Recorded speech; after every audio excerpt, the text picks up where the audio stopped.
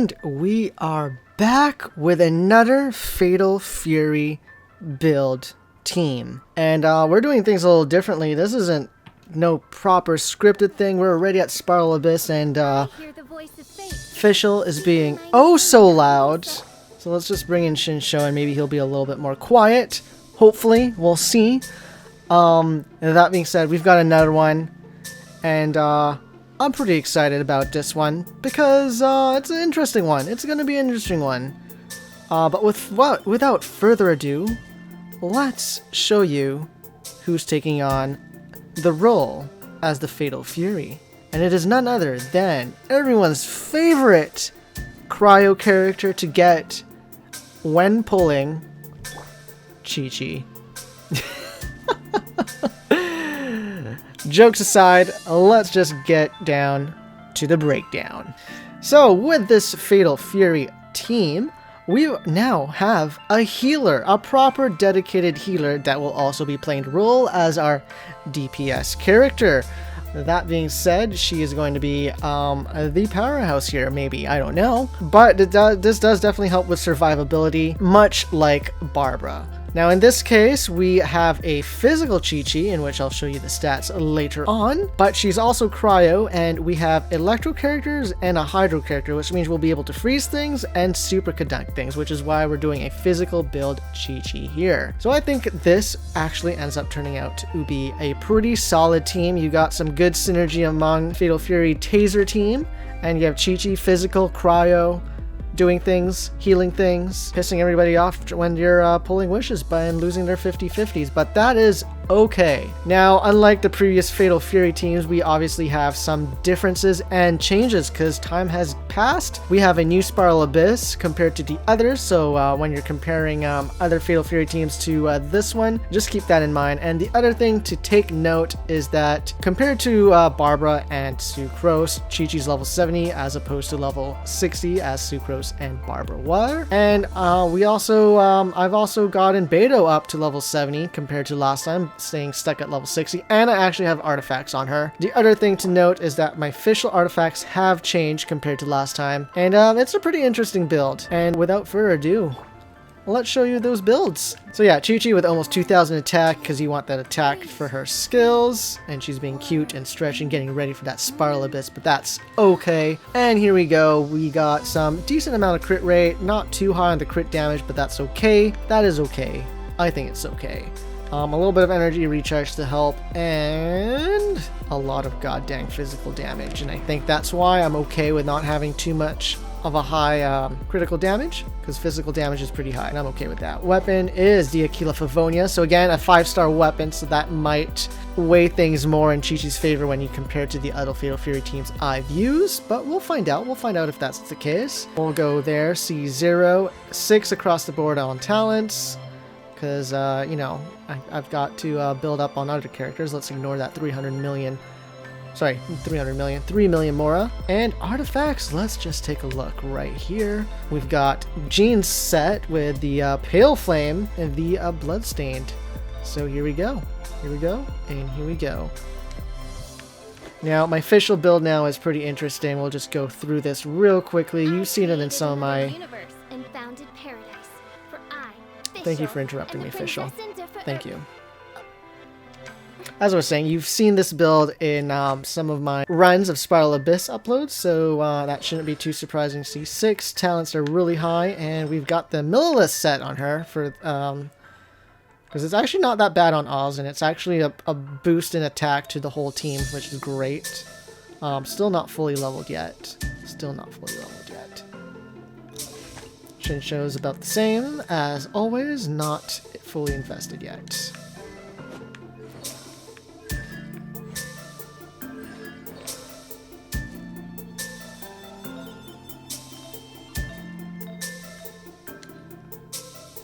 And last but not least, we have Beto, who is now at level 70, and some pretty decent stats, if I do say so myself, for artifacts that aren't all at levels 20 yet.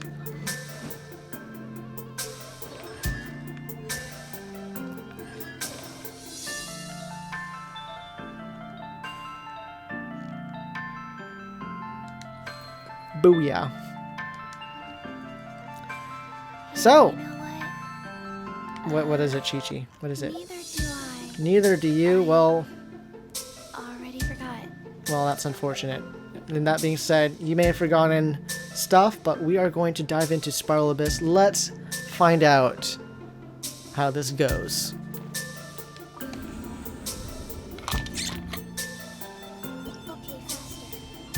Throughout the run, there's going to be a few things to take note. Firstly, there's the issue of consistent superconducts. Shinshu's burst and Oz were creating more electro charges and occasionally preventing from superconduct from happening. I don't do this at all during this blind run, but I suggest that you use QIQI's elemental skill at the start, summon Oz or do Beto's thing, and then use Shinshu's burst so that you get a superconduct right off the bat. I should also mention that from floors 9 through 11, my other half was a team consisting of Ganyu and Zhongli only, so that is partly the reason why some of the timings are slow, particularly floor 11. That being said, this team is pretty decent in Spiral Abyss. Its issues are that superconduct and freeze don't proc often enough due to QIQI's mechanics, but enough investment in the other characters can make up for it. For those struggling but like the supports used, having QIQI helps with survivability as she is a healer, especially when compared to Sucrose. But Barbara does do that role just as good as well. That being said, what do you think?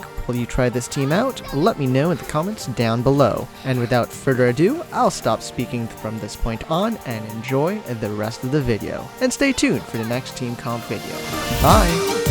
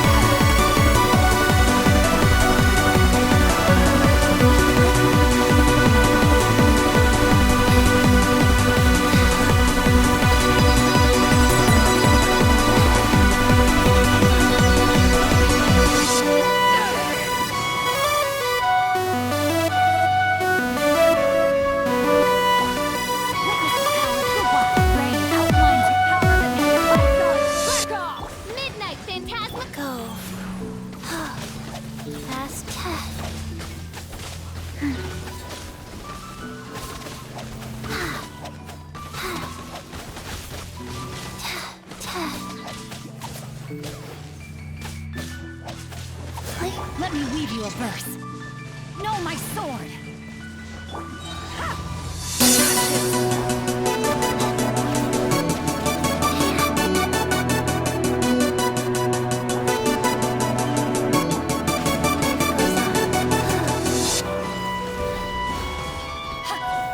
Shadow Raven. Eyes on me.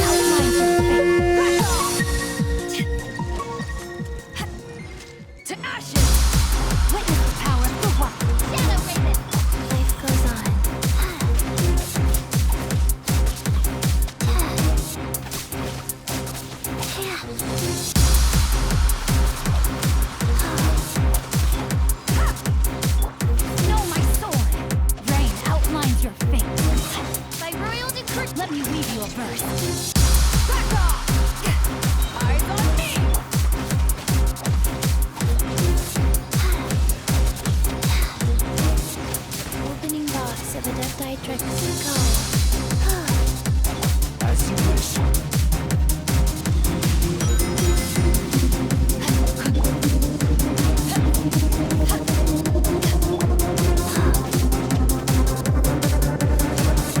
Faster. Okay, faster. Time to act. Rain cutter. Odds reveal. Wheel of life.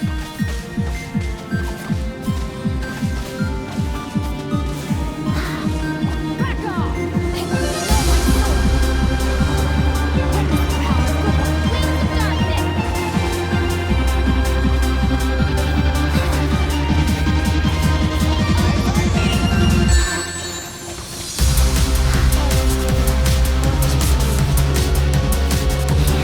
Imperial decree. Rain cutter.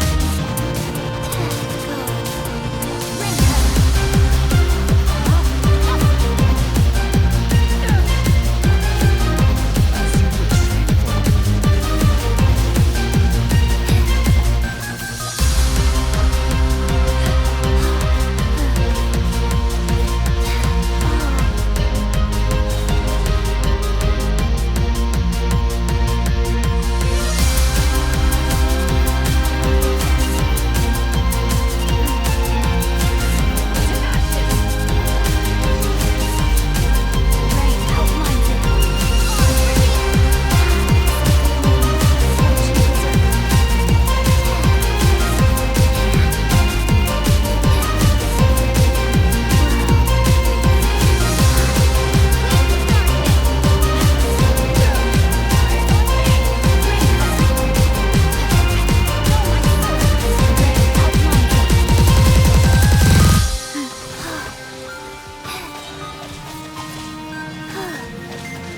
Orders given. Orders received.